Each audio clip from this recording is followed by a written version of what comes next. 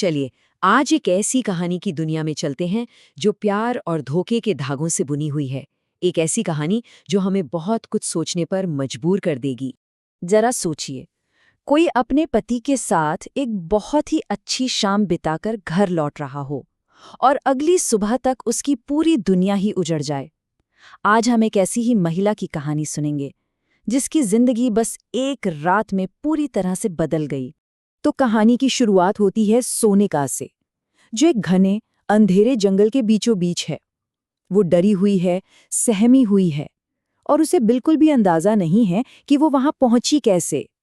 उसे बस इतना याद है कि कुछ देर पहले वो अपने पति सार्थक के साथ कार में थी और अब वो बिल्कुल अकेली है, अंधेरे में अपने पति का नाम पुकार रही है। तो सोचिए उसकी हालत। उसे चक्कर आ रहे हैं, उसे कुछ याद नहीं कि वो कार से बाहर कैसे आई, उसका पति भी कहीं नहीं है और सबसे डरावनी बात, ये जंगल उसके घर से सैकड़ों किलोमीटर दूर है। उसके मन में बस यही डर है कि कहीं लुटेरों या किसी जंगली जानवर ने हमला तो नहीं कर दिया।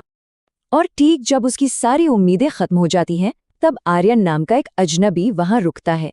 सोनिका पहले तो डर जाती है, लेकिन उसके पास मदद लेने के अलावा कोई और चारा भी तो नहीं था। तो एक तरफ सोनिका जंगल में डरी हुई थी। चलिए अब देखते हैं कि उस वक्त पर्दे के पीछे असल में क्या चल रहा था। और यहीं पर कहानी का वो भयानक सच सामने आता है। जहां सोनिका ये सोच रही थी कि ये कोई हादसा है, वहीं दूसरी तरफ उसका पति सार्थक अपनी प्रेमिका पायल के साथ मिलकर अपनी आज़ादी का जश्न मना रहा था। मतलब ये सिर्फ उसे जंगल में छोड़ना नहीं था, ये एक ठंडे दिमाग से रची गई साजिश थी। उसे इस उम्मीद में वहां छोड़ा गया था कि वो शायद कभी वापस ही ना आ पाए। तो ये साजिश क्यों रची गई? वजह बिल्कुल साफ थी। सार्थक को पायल से शादी करनी थी और पायल ने उसे अपने पिता की कंपनी में सीईओ बनाने का वादा भी किया था। प्लान ये था कि अगर सोनिका वापस आ भी गई तो उस पर झूठे इल्जाम लगाकर आसानी से तलाक ले लिया जाएगा। खैर, उस लंबी और डरावनी रात के बाद सोनिका किसी तरह आखिरकार अपने घर पहुंचती है।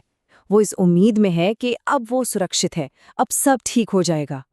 लेकिन घर पहुंचते ही स्वागत की जगह उसे मिलते हैं झूठे इल्जाम। सार्थक और उसकी माँ उस पर किसी और के साथ रात बिताने का आरोप लगाते हैं और कहते हैं कि इस घर में अब उसकी कोई जगह नहीं है और उसकी एक भी सुने बिना उसे उसी के घर से बाहर निकाल देते हैं। वो गिड़गिड़ाती रहती है, मिन्नतें करती है, लेकिन उसकी एक नहीं सुनी जाती। वो उनके बुने हुए झूठ के जाल में पूरी तरह से बेबस हो चुकी थी। पर कहानी का ये घिनौना खेल यहीं खत्म नहीं होता। अगले दिन सार्थक अपनी साजिश को एक नए लेवल पर ले जाता है और इस बार वो कानून को अपना हथियार बनाता है। सार्थक पुलिस के पास जाता है और एक ऐसी झूठी कहानी बुनता है जिस पर कोई भी यकीन कर ले। वो झूठे फोन रिकॉर्ड दिखाता है और तो और आर्यन का सोनिका को घर छोड़ना उसे भी उसके अफेयर के सबूत के तौर पे पेश कर देता है। और देखिए विडंबना, जिस सिस्टम को उसकी हिफाजत करनी चाहिए थी, वही सिस्टम पीड़ित को ही कटघरे में खड़ा कर देता है। पुलिस बिना किसी जांच के सोनिका को ही भला बुरा सुनाने लगती है। बस अब तो सार्थक के लिए रास्ता बिल्कुल साफ था। पुलिस ऑफिसर ने खुद उससे वादा कर दिया कि वो कोर्ट में सोनिका के खिलाफ गवाही देगी। सोनिका चीखती रही, सच बताने की हर मुमकिन कोशिश करती रही, लेकिन उसकी बात सुनने वाला कोई नहीं था। ना उसका पति, ना उसकी सास और ना ही पुलिस। और नतीजा वही हुआ जो सार्थक चाहता था। तलाक हो गया और सोनिका ने कानूनी तौर पर अपना सब कुछ खो दिया। तो सोचिए, सिर्फ कुछ ही दिनों के अंदर एक झूठ ने एक औरत से उसका पति, उसका घर, उसकी इज्जत, उसकी पूरी जिंदगी छीन ली। ये विश्लेषण तो यहीं खत्म होता है, लेकिन सोनिका की कहानी तो अब शुरू हुई है और ये एक बहुत बड़ा सवाल हमारे सामने छोड़ जाती है कि जब किसी इंसान से उसका सब कुछ छीन लिया जाए तो वो आखिर करता क्या है।